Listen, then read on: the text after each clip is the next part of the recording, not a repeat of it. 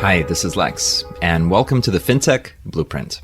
It's your podcast about fintech, decentralized finance, digital banking, investing, robo-advice, artificial intelligence, and all the other frontier technology that is transforming financial services. To get more content, like an illustrated transcript of this conversation in your inbox, subscribe at fintechblueprint.com. So without further delay, let's jump into today's episode.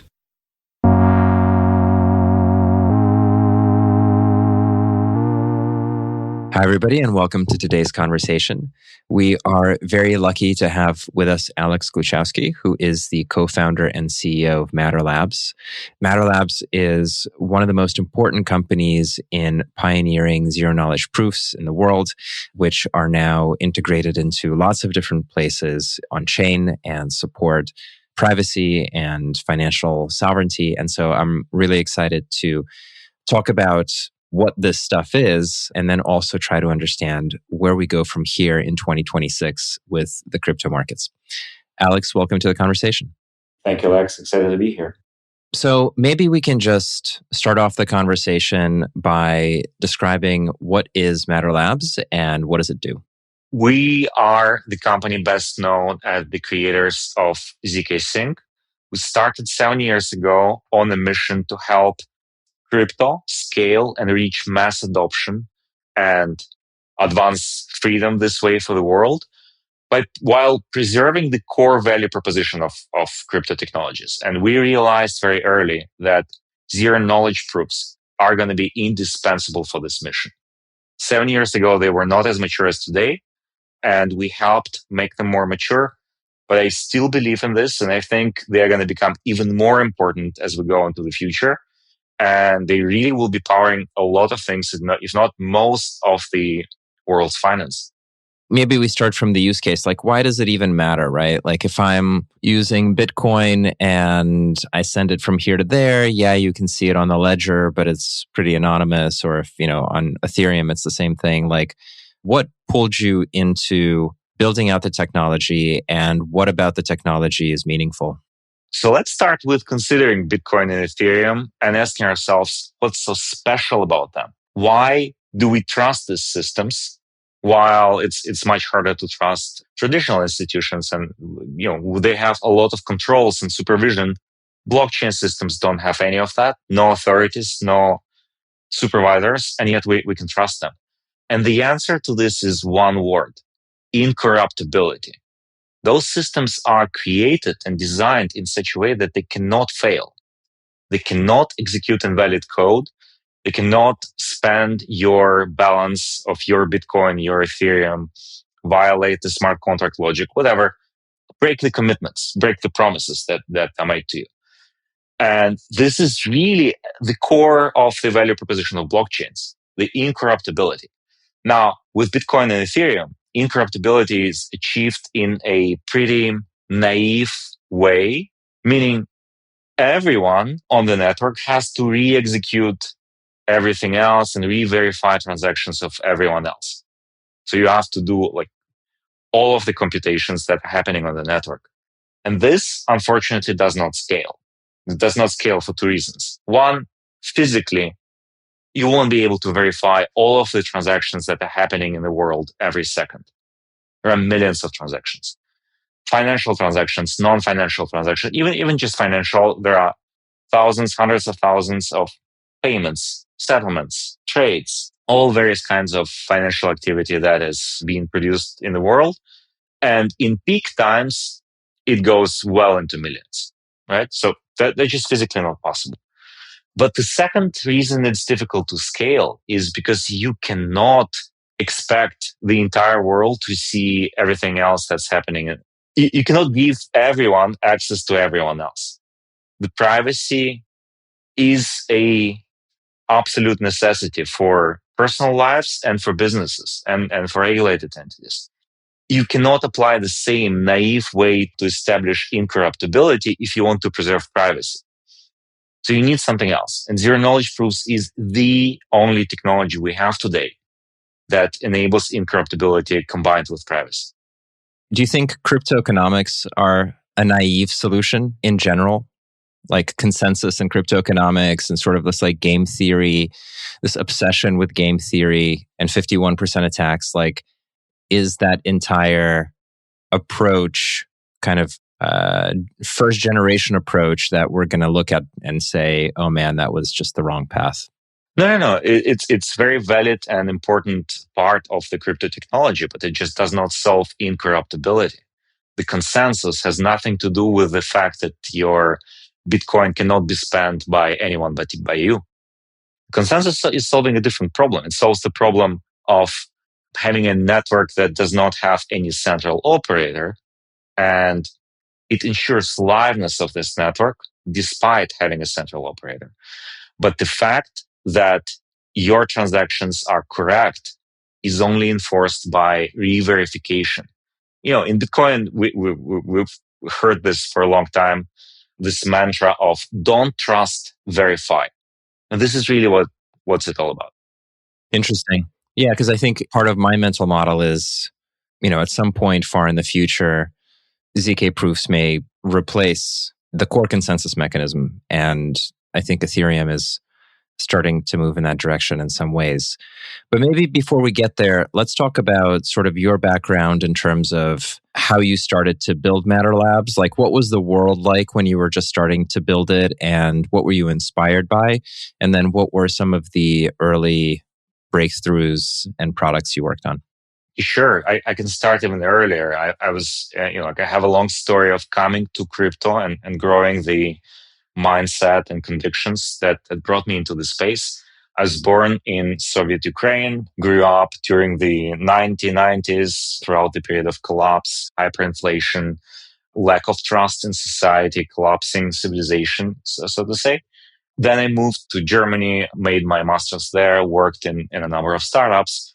The more I learned about the world, the more I appreciated the idea of freedom.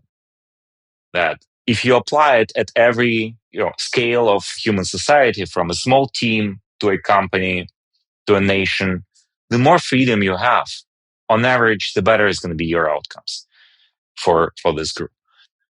Freedom is something that's extremely hard to move politically.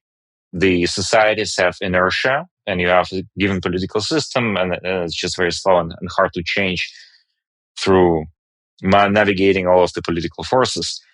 And Bitcoin, when it appeared, it felt like a technology that is going to advance freedom much faster through the product incentives that are built into it. Very similar to the internet. The world after internet is having a lot more freedom than the world before internet. And Bitcoin was the promise to do the same thing for the financial system.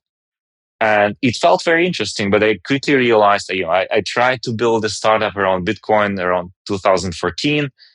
I realized that it's going to be an extreme uphill battle, and we're probably very early, and it's just not going to work, because the user experience around using Bitcoin for actual payments was just terrible. You could not expect normal people to handle secret phrases in a secure way, to understand all of these complexities. It was just way too far. And I thought and then the first Bitcoin winter kicked in. And I thought maybe we're not going to survive that. But we did survive. And then Ethereum came along, and it offered a much more refined way to address those problems with this general purpose smart contract platforms, where we could have programmability at a much, much better way than what was possible with Bitcoin. And I felt this is the right time to just shift my full energy, full focus onto this thing. And I told myself, if my bet is correct, that Ethereum is going to exploit all these forces of freedom, unlock innovation, and build something completely unimaginable that, just like internet was unimaginable to people before it, where you only had phones and newspapers and television, Ethereum will unlock the same degree of Cambrian explosion of innovation for the financial system. And so if this is my bet. If this bet is correct, then I have to figure out how to scale it without losing these properties of incorruptibility, permissionlessness, and a couple of others that are very easy to lose. we had the Mount Gox explode around that time. And it was clear that people will revert to centralized practices because they are more convenient, they offer better user experience, and they will ultimately come with a set of tail risks that will eventually explode. And so it was a really interesting challenge. Like, can we actually solve this problem? Can we preserve all of these properties at large scale? And there were a number of ideas. There were researchers working on this. There were things like Lightning Network, Plasma, payment channels floating around. And I looked at all of them and they felt unelegant from the engineering perspective. They felt like, something does not match. It won't really fly. And then I stumbled upon zero knowledge proofs and it just completely blew my mind because I felt like, wow, like this feels impossible. This feels like indeed this magic moon math. How can it even be possible? How can we prove all of the transactions that are like everything that's happening in the world and verify that in under 1 second on a mobile phone? And yet this was possible. This is not magic. This is just some very advanced math. If you break it down in smaller steps, you can understand that it's not something outworldly. You know, it's just a really cool technology. And so we started working on this. I think it would help to describe what the technology itself is. But since you've brought it up already, you've brought up a very principled telling of the point of cryptography and the internet and freedom. And a large part of me like feels for this vision. You know, I immigrated from Moscow after the wall fell to New York. So I watched hyperinflation kind of ravage a centrally planned economy. I've also gone through the 2008 Lehman Brothers collapse from the inside and watched what a centrally managed currency that's poorly kind of manipulated can result in through the underwriting of the mortgages and then the sort of repackaging and derivatives through the banks. And as a millennial, I also have this like naive, not in your sense of naive, but like literally naive belief that technology is good. And this was sort of in the era of pre-Cambridge Analytica and sort of political implication that we're now seeing much more obviously, as well as the price that we're paying for being inside of the algorithmic panopticon, right? So like I share a lot of these DNA pieces, and it's no surprise I also ended up going into Ethereum and consensus and so on. And the question I have now, though, is like, after all we've seen, where do we need the freedom? And how does it persist, right? Because I think as a crypto industry, we gave freedom to people to transact, to be self-sovereign in their money. Lots of millions of new types of people can hold dollars and they never could have. They can build businesses, they can get credit. All of these things are amazing. And at the same time, you know, we continue to create probably the most compromised capital markets environment that the world has ever seen.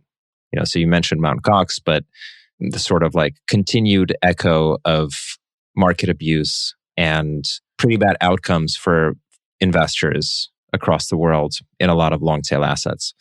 I guess number one is, how do you keep optimistic? And then number two is, how do you square this sort of like, if we give the world financial freedom, this almost like libertarian ideal of if we give the world financial freedom, it will be good and empowering, with some of the evidence of what has happened over the last decade? Those are fantastic questions. And I am on the same side of values. I also feel that technology is a positive force in the world. I agree with Naval, who says that technology is just knowledge. And as such, it's neutral, right? You can apply it for good things, you can apply it for bad things. But on aggregate, technology, proliferation of knowledge, creation of knowledge leads to progress. And progress is what led humanity to prosperity that we experience now in the Western world. That is a direct result of this systematic creation and application of knowledge. And so I'm very optimistic here, and I am extremely deep believer in freedom.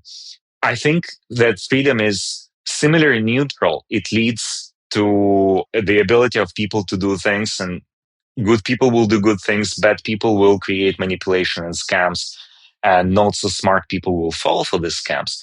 But it also leads to it creates this large experiment and competition of ideas and different things. And eventually good things crystallize and gain more traction than the bad things. And people who fall for scams just, they go out of the market, and the market continues with better participants.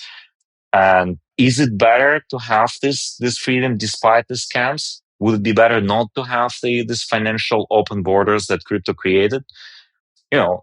People would be falling for scams no matter what happens, and they will be falling for manipulation. I'm just coming from Balaji's network school in Malaysia, and the place where the network school is located has really interesting surroundings with it's a huge ghost town with a lot of skyscrapers with only 1% of residents in them, because there was a massive bubble in real estate driven by Chinese investors, and then the rules have changed, and now no one is using it.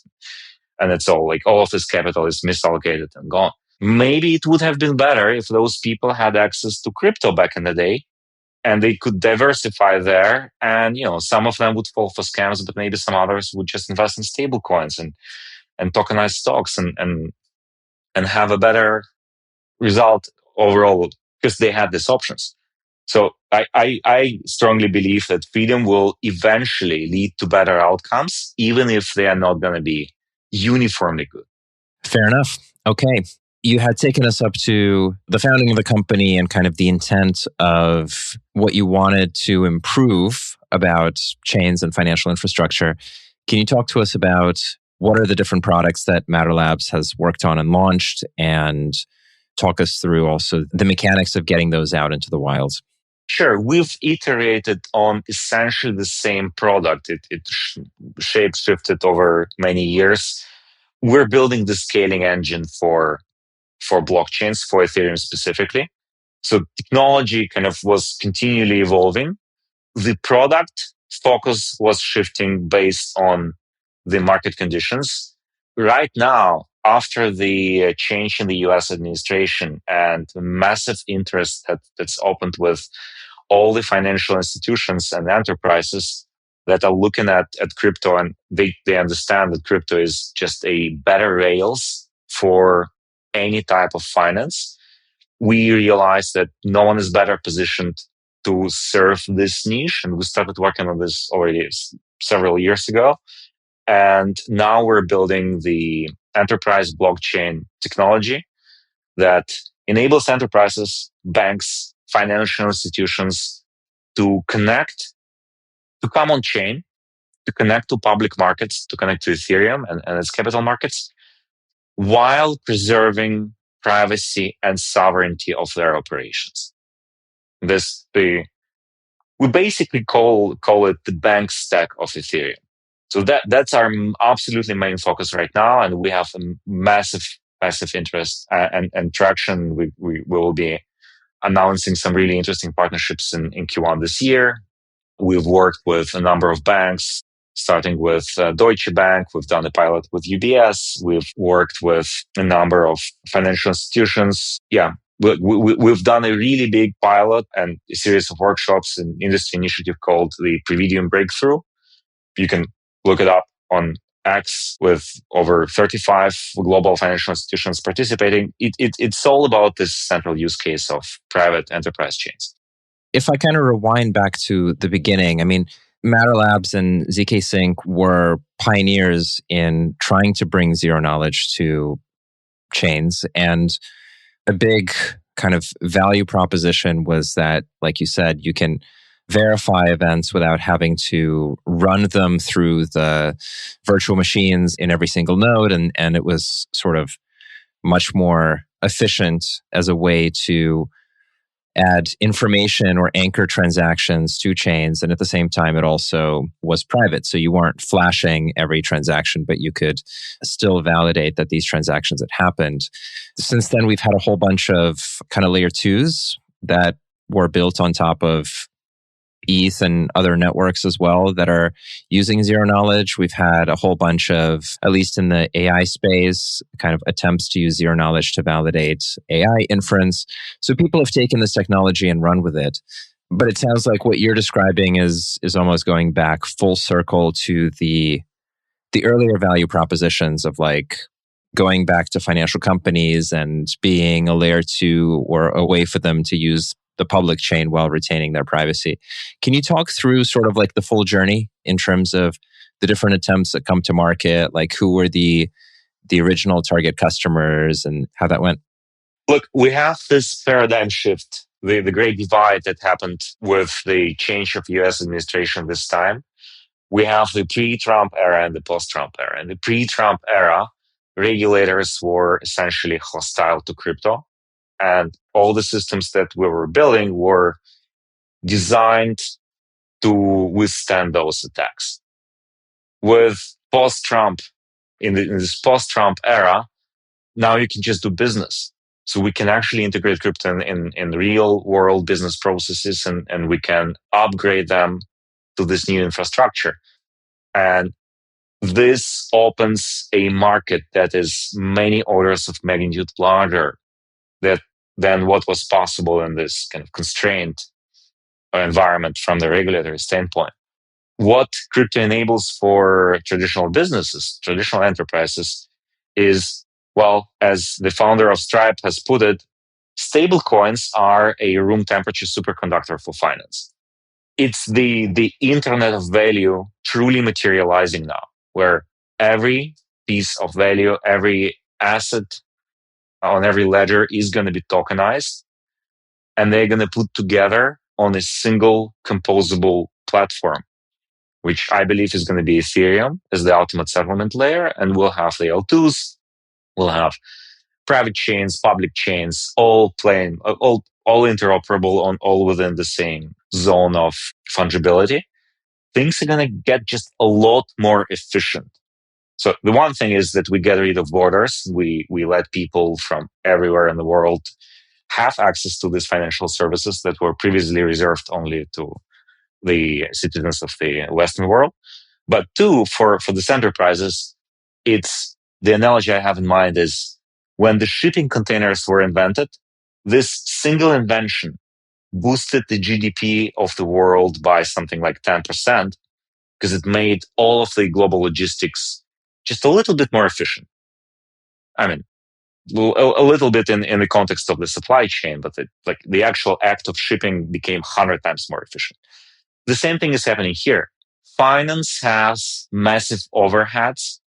The delays that you experience when you send money and the settlement is happening with infamous T+1, T+2, T+5 days actually translate into trillions of dollars worth of cost.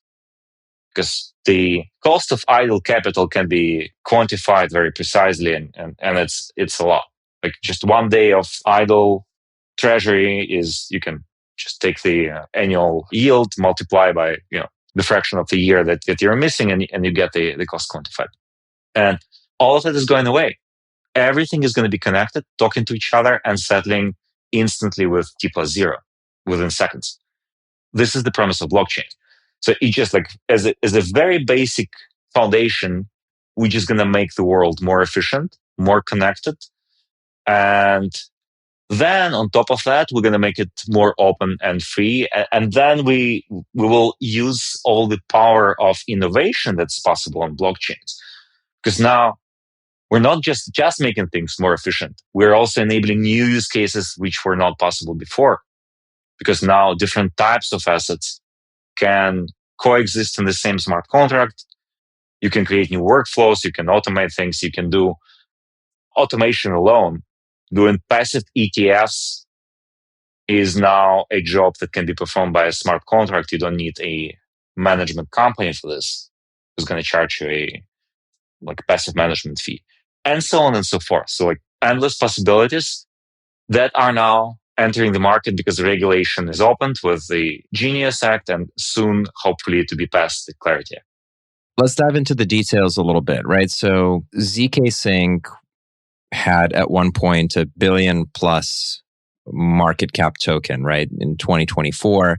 And, the launch of the token followed a long development process. The company's been around since the late 2010s. What exactly does ZK Sync do in terms of what information does it take? What does it anchor on chain? And has that changed over time? ZK Sync is a network of chains. It's a framework that is used to build chains on top of Ethereum. You can launch your own layer 2, and you can connect and transact with other L2s, and you can have operations within your chain. Or initially, ZK Sync started as a single chain used only for payments, because in the early days, that's the only thing we could do with zero knowledge proofs. They were not ready. Then we built the very first ZK VM, where you could put Ethereum smart contracts and wrap them in a ZK rollup. And then this became the first chain in this network, and then we expanded it and enabled others to launch their own chains. So when you're making a ZK payment, literally, what does that mean? What is being known? And how is a transaction enhanced by going through your software? We've heard the term ZK VM, but I would also like to understand sort of how is that implemented, right? And how does it work? So how does a normal blockchain work? Imagine that you have a blockchain like Ethereum. What happens when you submit a transaction is you propagate it through the network. The validators receive this transaction. The validator who's responsible for the next block will include it in the block, along with transactions from many other participants. They will seal the block, and they will say, like, here's a new block, and they will send it out to everyone in the network. And this block will link to the previous block. And that block will link to the previous block. And so you have the chain of blocks forming, which is why it's called a blockchain. Right? So this is the vanilla blockchain. Now, a layer 2 blockchain is different from it's like a normal blockchain, in that every block that you produce has also a commitment on some settlement layer. So if it's an L2 on Ethereum, for every block that you create with maybe thousands of transactions, you will create a single transaction on Ethereum where you would only send the hash of this block. So that on Ethereum, which is much more decentralized probably than your chain, and much more secure, much more censorship resistant, you have an immutable track record of like, okay, here's the next block. And you treat Ethereum as a source of truth of what's actually happening on this layer 2 blockchain. So that if you construct the design properly, the operators of this layer 2 chain cannot really do anything wrong. This is with a caveat that you construct it properly, right? And like we've seen people doing this correctly, and we've seen people faking being an L2, just creating a side chain that they can completely control and manipulate and call it an L2, but that's a different story. Like we're talking about the proper definition of an L2. Proper definition of an L2, it's a blockchain that inherits the security from its underlying parent chain. Now, zero knowledge proofs is the mechanism that actually enforces this inheritance of security or derivation of security from Ethereum. So what happens for each block that you produce in your ZK EVM layer 2, you will submit this block, you will submit a transaction on Ethereum committing this block, but you will also submit a zero knowledge proof, a small cryptographic piece of data from a few kilobytes to some hundreds of kilobytes, it depends on the proof, that the Ethereum smart contract will verify.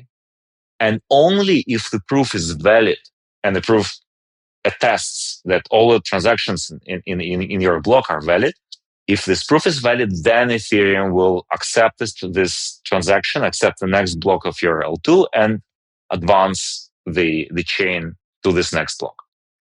So this guarantees that you will never be able to create a block and commit it and kind of like make it the official canonical next block, which is invalid, which contains corrupt transactions. So that's the security mechanism. Now, an interesting thing you can, of course, do here is you don't need to publish all of the data of your layer 2 blockchain. You can only publish this one single transaction with a hash on Ethereum, and then you can selectively disclose parts of the state to your users or to whoever you want to disclose it. And they will have a guarantee that, sure, I see this amount on my account and I know that this was correctly applied there. I know that this smart contract was correctly executed and so on. So yeah, that's really it. Simple as pie. Okay. When you look at, as you said, the sort of next phase of the market and the change in financial companies being willing to tokenize instruments and going into the market venues and so on, that's definitely a boon. And I'm really interested to hear about what kind of demand they have from their counterparts. We know that other layer 2 as a service frameworks, I mean, that's not a fair way to position anybody, but in the old world, you'd call them private label platforms. Somebody like Optimism powering Base protocol for Coinbase, or Arbitrum focusing to work with Robinhood. We know that this stuff is interesting and it works, but those are not zero knowledge networks. Whereas you guys are focused on this privacy direction. So I am really curious about what kind of financial instruments you see the industry starting to move on chain. Where are they comfortable, and what kind of activity can we expect? So we have to differentiate between this public general purpose optimistic L2s and what we're doing. The roll-up centric roadmap that Ethereum was pursuing up till now is kind of in somewhat a crisis mode, because people have realized that there is no need for that large a number of general purpose chains that are all doing the same thing. And if you want to have a large number of general purpose chains, then you probably it just means that you want to scale layer 1 or maybe add uniform shards to it. But having this branded public L2s that are basically not differentiated at all just doesn't make sense. So you have like one or two that everyone uses, and that's it. And this is what Vitalik wrote about, I think, yesterday in a tweet about the L2s and change of paradigm. And this is something we anticipated for a long period now with ZK Sync. We realized that doesn't make sense. And we need to differentiate. We need to find a product space that no one else is serving. And for us, it's privacy. So I cannot really speak about the public chains. I don't know what they're going to be doing. They're going to go for some soul searching. For us, the demand is very clear. The customers who we're working now with, large financial institutions, banks, enterprises, also startups who are working with enterprises and financial institutions, they have very hard requirements. A bank cannot disclose all of its internal operational details to the rest of the world. They simply can't. This is not even a question. They just come to you with a long list, with a long questionnaire of things on how you handle the data. Can you put the data in certain jurisdictions? How you handle it, how you treat various aspects of your operations and so on. For them, it was never an option. They were experimenting with private chains for a long time. You're familiar with names like Hyperledger Bezu, Corda R3, and so on. And they are in production. Banks, actually, a lot of banks have internal blockchain systems, because blockchains are just a better way to manage internal accounting, even for the banks. Even if it's just between, like, moving money between different subsidiaries of the bank, it's still better done on the blockchain. It's not a huge addition on top of database, like not a massive step function, but it's still much better, because you have an accountable track record, you have full auditability, you have immutability, you have cryptographic integrity of everything that's happening on this chain. And then you have developer experience of Ethereum smart contracts, which are already well battle tested on the public infrastructure, exposed to the hackers from all over the world. And so we know that those systems are having a relatively good degree of security. So banks are using them for their internal operations. But of course, they don't want to confine themselves to internal operations. It's not very interesting. They want to talk to each other and interoperate with the rest of the world. And this was not possible until recently. They have experimented with a number of consortium models where multiple banks would come together and try to build a shared blockchain infrastructure so that they can talk to each other. And all those efforts effectively failed. They could not agree on the shared standards for political reasons, for business reasons, but also which includes privacy, because in such a shared system, all of the participants would still see all of the data that is being circulated and all of the transactions that happen between N banks and not just like between bank A and bank B. And this did not go anywhere. Now, with zero knowledge proofs, we finally have a chance to build the systems properly. And this is now happening. And the customers we're talking to, and they have a very long sales cycles. I have to admit, like some of them we started talking 2 years ago, and it took like over a year to just get to the first pilots. And then it progresses very slowly. It will take time for the critical mass to form and for everyone to jump on chain. But it will happen slowly at first and then everyone at once. Because the interest, not even interest, the FOMO is there. But yeah, with zero knowledge proofs, you can connect them. You can give each bank their own system or each enterprise its own system. And then you can give them the ways to natively connect to each other and have cooperation where they don't have to trust the operators of the counterparty systems. The net result of that would be, seeing a lot of hashes being written on Ethereum or transactions going up. Like, how would we see the evidence if this works? Yeah, well, you would not see it unless you know where to look. But yes, there will be the chains on Ethereum. Ethereum will serve as the global settlement layer, as this synchronizing machine for the world. It's not so much the world computer as the world syncer, chronometer. I don't know. It's the thing that connects everyone and synchronizes on the same frequency. So we all know that this event happened or it did not happen. It's really hard to do interoperability between disparate blockchains. Between Ethereum and Solana, you cannot do it in a trustless way. There is a level of subjectivity that you can only bridge this gap with some trusted third party that will attest transactions, attest that, okay, this happened on Ethereum, but ultimately it's just a multisig. So you're just trusting all of the funds that you bridged from this one ecosystem to another to some number of end participants who hold the multisig. This is really what's happening under the hood. This is real counterparty risks that you're dealing with. But if you do it within Ethereum, if both chains are on Ethereum, you can have true trustless interoperability where you only trust open source code and math and cryptography behind it. And of course, you can have bugs in all of those layers, but then you're not only trusting them, you also trust people. You still have your crypto economic or game theoretical mechanisms, and you have your, if those are regulated institutions, you have the oversight and so on and so forth. So you have like multiple layers of security. We're always thinking in terms of defense in depth. Like any mission critical system, you don't want to rely on a single mechanism.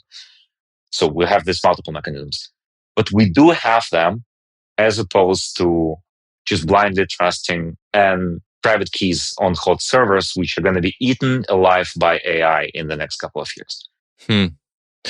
Absolutely. Well, I am excited to hear you talk about this. I hope it happens. I think we pretty desperately need revitalization of the crypto markets with kind of real activity. And this is definitely a path that's super exciting for me.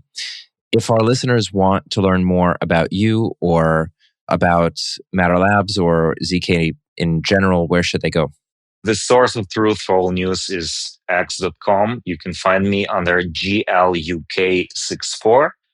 and ZK Sync under ZK Sync. Fantastic. Alex, wonderful to have you join us. Thank you. I really enjoyed the conversation.